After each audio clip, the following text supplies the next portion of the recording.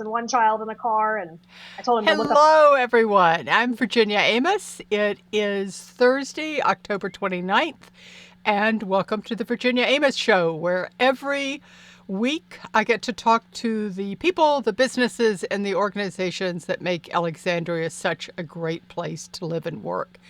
Now, tonight we are exploring something that has personally been of interest to me. When I first moved into Delray, which was 30 some years ago, I was introduced to neighborhood listservs, which I had never known about. And then, along with that, came the phenomena of curb alerts. And if you had something that you wanted to dispose of, but maybe thought somebody else could use it, you just issued a curb alert. And it was literally the first person who showed up at your curb could pick this item up and take off with it. And then you had things like the patch, and then you have Nextdoor where people will post things, and people still post on the neighborhood listservs. But the real phenomena that has come about in the last 4 to 5 years is something known as Buy Nothing.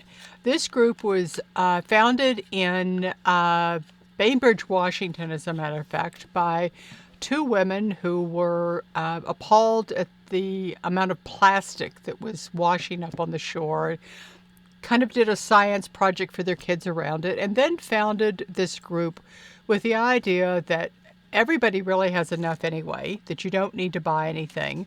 And you shouldn't have to throw things away either, because there's bound to be somebody who wants it. So the phenomena has certainly moved into the Alexandria area, and tonight we are absolutely delighted to have with us Felicia Rogers, who is the administrator for the Old Town Buy Nothing group. So welcome, Felicia. Thank you, Virginia. Thanks for having me. We're delighted because I think there are a lot of people, perhaps in my demographic as much as anything, who are a little new to this and maybe don't quite understand how it works. But before we get into the technical details, there's one element of the Buy Nothing project that I left out, and that was the idea of community, and that by exchanging commodities or establishing this line of commerce between neighbors, it was a way to literally make a closer connection with somebody in your community. Could you talk about that a little bit? Because I think it's a wonderful part of this. Sure. So the mission of Buy Nothing is to build community first and foremost. And the side to that is doing it through sharing our abundance. So the theory being that when you are truly in need in your home, whether the electricity is out, you've had a fire, you have a personal situation, your neighbors are the ones that are truly closest to you to help embrace you and help you through that time. And it could be that you're sharing snow shovels or you're doing other things. But in this day and age, we often don't even know the neighbors on our street. Mm-hmm. And this gives us an avenue to meet them as we're sharing our abundance. That makes perfect sense. And gosh, abundance is just such a great word, because I think that the feeling of the past 6 months in many ways has been one of scarcity. That we've all been missing something, and yet the abundance that I have seen on Buy Nothing has really been generous. Partly because we've all been home and we've been cleaning out our closets and our basements and our attics and going, what the hell do I need with all this? So how does the process actually work? So it depends on if you have a gift to offer, you join and you're a member of the group, you go on and you post your gift and you say, if it has any defects, if it's expired, anything you have to say about it, and then you go ahead and maybe list where pickup is. And if you have a fun little question that you want to ask as a consideration question for people commenting who have an interest in your group, maybe it's just, why are you interested in my item? Or where are you from? Or what was the first concert you went to? Just something to get to know your neighbors. And come and express their interest, and then you select your recipient, and they message one another, and that person comes over to your home, or you go over to their home, or you meet in a mutual agreed destination, and you exchange the item. And many of these that I've noticed have been contactless pickups, particularly in the past 6 months, because yes. everybody's even more so with COVID. I mean, right. Even before COVID it was, even more so. And I should say one of the other great things about Buy Nothing is that you can also put your ask out there. So if you have something you want and you need it, you can put it out and say, here's my situation. Does anyone have this item? To again, share from their abundance. And we have other ways to share that aren't tangible items. So you can ask someone to share their hobby with you. Can someone teach me how to sew? Can someone talk to me about gardening? Or can someone run an errand for me? Like, I'm not able to leave right now because I'm immunocompromised during the pandemic. Can someone do my grocery shopping for me? Can someone walk my dog? So there are ways to share, even if you don't feel you have abundant resources. And we always joke that things like egg cartons or paper towel rolls or things like that are often offered up if you don't feel you have traditional, quote-unquote, abundant resources. And I love that. And I love the idea that people, in churches, we often talk about, when we talk about stewardship, we talk about time and talent. That if you can't offer your money, you can offer your time and talent. And this is very much what this is. The people have offered, I've seen tennis lessons, I've seen sewing lessons, even people who just want to have a walking partner at night. They've asked for that. I have to say, though, my favorite ask, and you probably saw this about 2 months ago, this young woman, very adorable. Sorry to interrupt. There's some terrible sound coming, I think, from her end. Our stuff is going out clean. Oh. It's like electronic interference that just stopped. Okay. But it's in and out. It's fuzzy. I'm just double checking.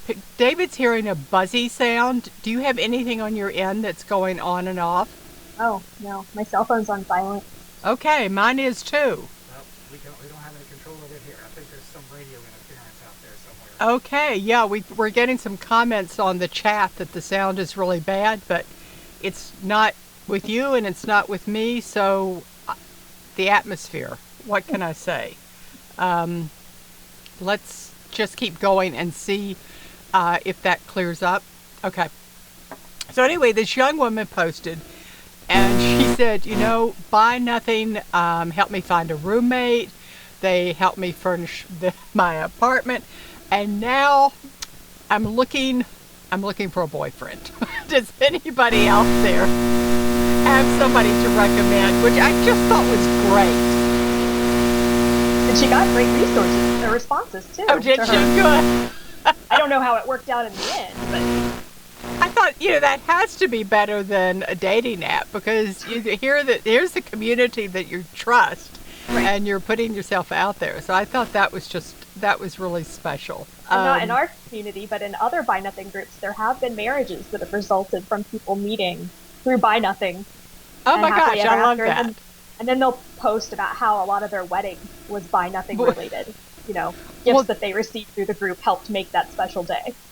That has actually been another thing that I've noticed, is that couples who have had to postpone their weddings and are all of a sudden deciding to do an elopement, or they had to cancel their wedding dress or their wedding cake, and they're finding treasures from the abundance of other people that are letting them have their weddings and make it a successful day, which is just great.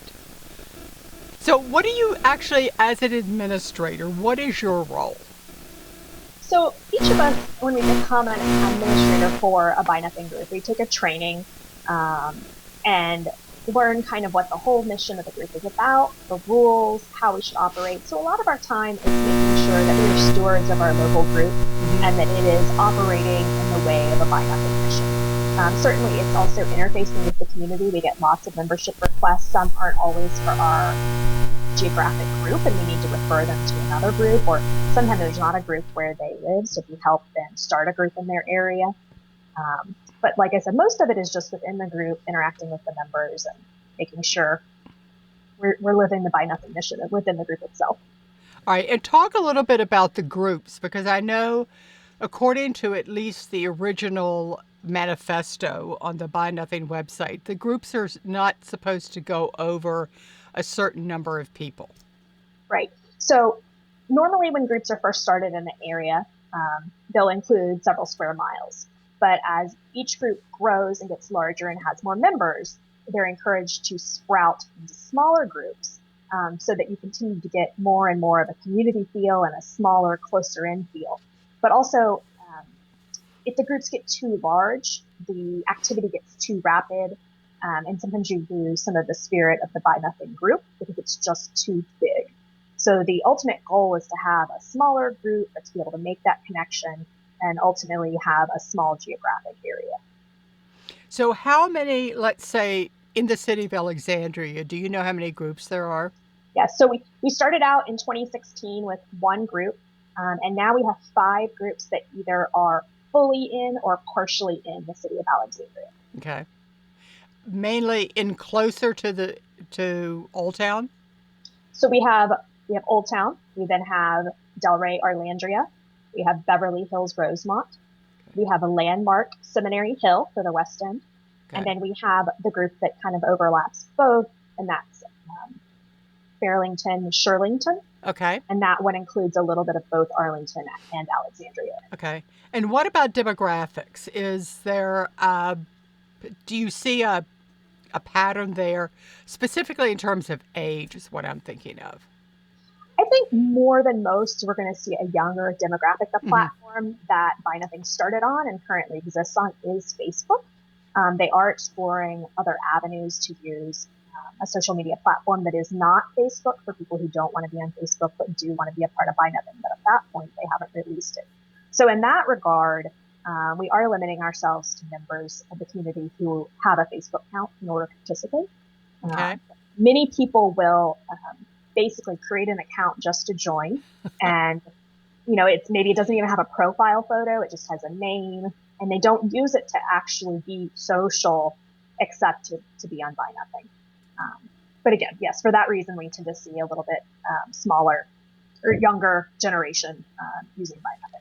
Well, that makes sense to me. I think about my mother. I think she, I think part of her would absolutely love it, but I think part of her would also be appalled that you were actually, picking up somebody else's shoes or,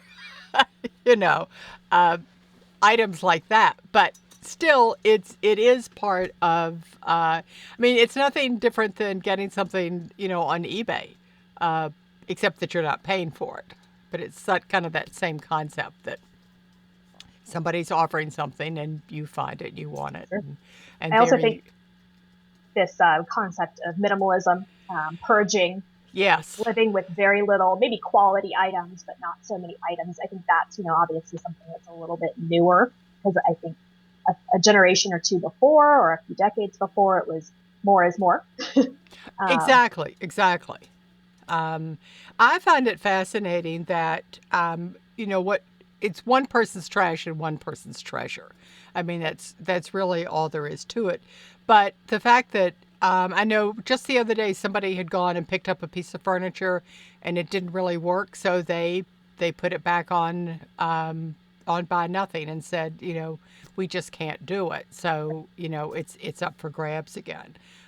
So the re-gifting, I think, is also interesting, that people they don't feel like they have to hold on to something, that they can, if it works, and if not, that they're willing to let it go again.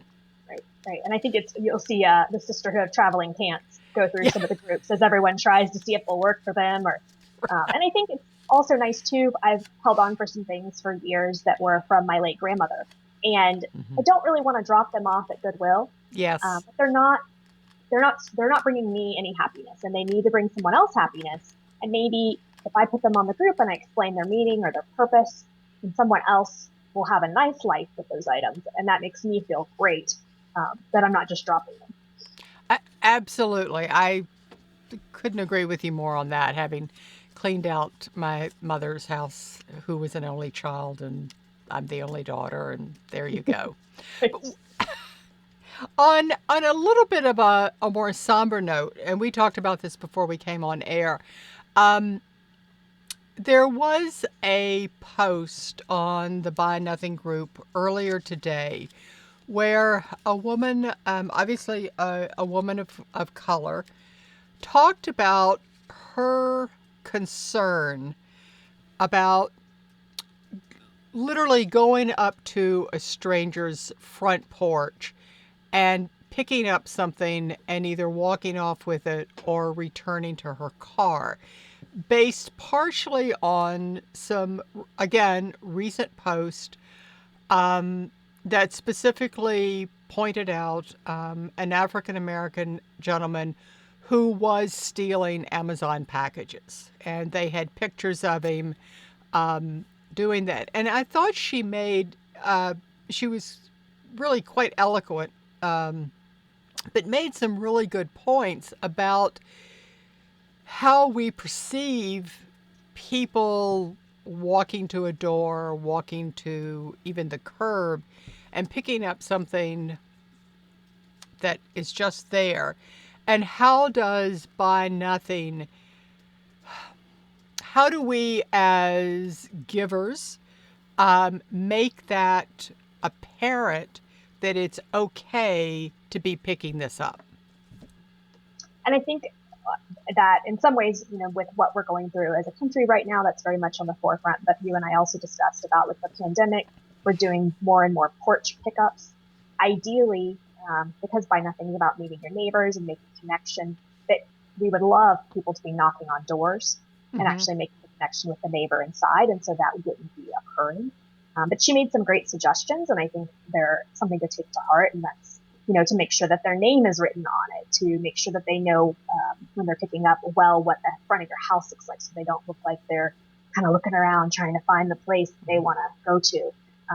And then I think that, what I've seen happen in some other groups is that people have said, hey, I'm willing to go and do your pickups for you. If you're not comfortable doing this. Oh, okay. I'll give my gift of time for you if that makes you more comfortable or feel safer. So there are ways for us to work together as a community to make it work better. I really like the idea of giving your time, because I'm sure she's not the only person who has felt the same way, and particularly for those people for whom this is a real need. It's not just a fun pickup. Oh, let me go try on this pair of pants, and if I don't like them, I'll give it back. That there is a genuine need for many in our community, and this may be the only opportunity they have to get new baby clothes, a stroller, even kitchen equipment, any of those things. And then you also have that a lot of members of our community don't necessarily have their own transportation. So if they're looking for those items that you mentioned, they might be bulky or heavy, and it's not realistic for them to walk 5 blocks, 10 blocks home with those items in their arms. So again, that gift of time comes where they can ask someone in the group, hey, this is too much for me to be carrying. Can someone help me get this from point A to point B? And later, after this woman posted, somebody else came through and had this suggestion. I don't know if she was offering to do it or not, but was to actually create Buy Nothing bins. Like the large kind of plastic under the bed kind of things, and to have them clearly marked as Buy Nothing, so that you weren't just, it wasn't so random. Right. And that works for some people. Some people don't want to have a bin on their porch. Some homeowners associations don't allow that. If you live in a building with an interior corridor, a multi-unit building, you don't necessarily have a place to just put your bin. So it definitely works in some situations, but not all. I personally have dogs that are frequently in my front yard. So I always put gifts hanging from my gate in bags, because that way people don't have to come within my fence and risk the dogs being in the yard and interfacing with them. That makes perfect sense. Something just flashed through my head. Do you Are there any examples of a buy nothing group established inside of, say, a condominium building? So usually just based on the density of a required group, it's not going to Oh, just be okay, that's true. but certainly they would be a part of it, and they might be willing to have a little bit, priority within their own members because then it's easier to get from point A to point B within their own building. Right. I was just thinking people could just walk down the hall and pick up things. And although I would imagine that people are doing that kind of on their own anyway, that there's Sure. probably their own underground trail right there. Well, and that's one of the things that Buy Nothing has mentioned is by making these connections, you might realize that this person always likes to have your old bananas to make banana bread, or this person likes to have your expired contact solution so that they can make children's slime, or children's hand-me-down clothing. And so sometimes you establish this relationship as a result of Buy Nothing that becomes kind of an underground network to share your abundance. So we've talked about the numbers here in Alexandria. What does the Buy Nothing group look like nationwide? Do you have numbers on that? So we don't have nationwide, we have internationally. And so Buy Nothing's in 25 countries around the world at this point. And our volunteers spend a lot of time translating the documents into other languages because we can only do so much when it comes to training admins in other countries where we don't speak the language. But so we have about 1.2 million participants around the world. And that was earlier in the year. So I'm sure at this point it's grown. And then there are about 6,000 volunteers that help to make all these groups run around the world. And in all 50 states? All 50 states. and 6 continents. That's, I kind of have this idea of all of a sudden, let's say when you're able to go back to Europe or to Asia and you log on to a local Buy Nothing group and actually make a connection with somebody over something you need or something that you're giving. And it really kind of reminds me of how the initial premise behind Airbnb was that it was a way to meet people through a shared living arrangement. Well, so the Buy Nothing Project has several offshoot projects, and one of them is called the Buy Nothing Travelers Network. Oh, okay. And in order to join that, you have to be a member of a local group somewhere in the world. And you join this group, and when you're traveling to a locale and you need something that you can't travel with because of its size or both, or you get to your destination, you've forgotten something, you can log on there and put out a plea. Hey, I forgot my child's diapers. I need to borrow some skis when I get there. We don't want to have to fly the skis out. And so there's that connection to make internationally. And we've also seen requests for, hey, does anyone, a local, willing to meet us and give us a tour of the area or meet us for tea, that type of thing. We've seen those requests come through as well.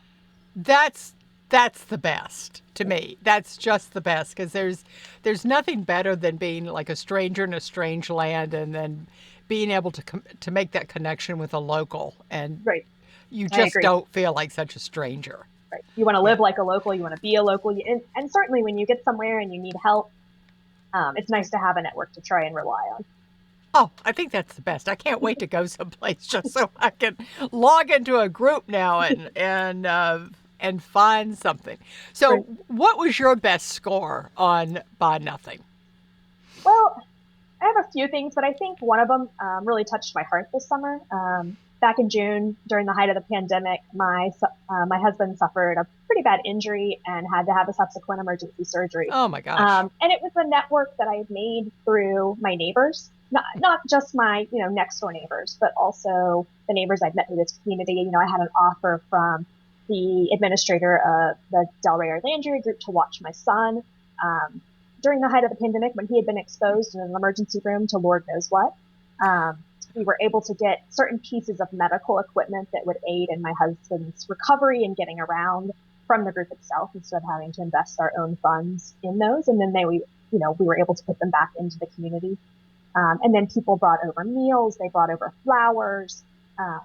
So it was just really feeling the connection from the community. In my time of need, and kind of going back to that Buy Nothing mission about, it's more about the connection and people embracing you. But of course, there are tangible items. I love plants, so I love being able to share plants through Buy Nothing. I love jewelry. I love getting costume jewelry through it. It's really neat. It's not any one big item you'd say, oh, this is super valuable. But I always have a fun story that my dogs take 2 different size measuring cups for their food. Well, I was always using those cups for the dog food, so I had an incomplete set when it came to baking. One day, lo and behold, someone offered just those 2 cup sizes. And of course I was like, that's great. Those are the exact 2 cup sizes that I need for my dog's food. And then I can have a complete set when it comes for cooking in the kitchen. That's fabulous. That's fabulous. I have a friend who is a gardener, and she's not on Buy Nothing, but she is on like the Beverly Hills listserv. Right. And she's a master gardener, and she's always putting out plants. And I said to her the last time she did it, I said, Susan, I would really love a map of all of the gardens in Alexandria that you have helped populate. Sure. And I mean, it would be fun to kind of like have if you could follow these things around and see the path that they actually take. Right. That would be great to follow one particular item. Right. And and certain items have even life cycles like, I mentioned earlier, like children's clothing. Yeah. How many babies have had this item? Or use the same stroller. Right, exactly. Use the same stroller. Any of those things that, are limited time use items. It's great to see them. We've had a couple, people who've gone through a significant weight loss, and they love Buy Nothing because as they go through the different phases of their sizing, instead of having to make investments that are just going to be, not working in a few months, they're able to turn to the community and have those items and then put them back into the community and move along. I love it. I love everything about it. And I'm so delighted. Actually, I got rid of I was getting a house ready to go on the market this summer, and I needed to get rid of a pallet of bricks. And boy, they were gone just like that. So you never know. You never know. You never know. I've come to appreciate it so much.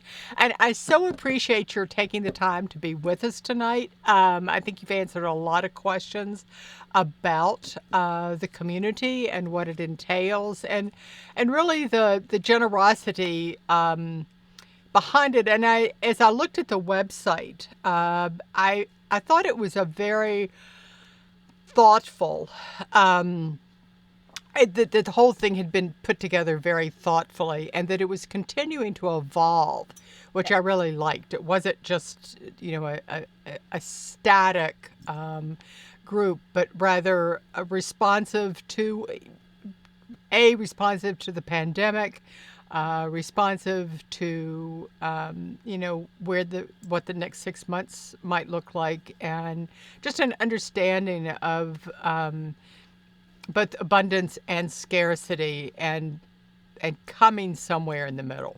Right.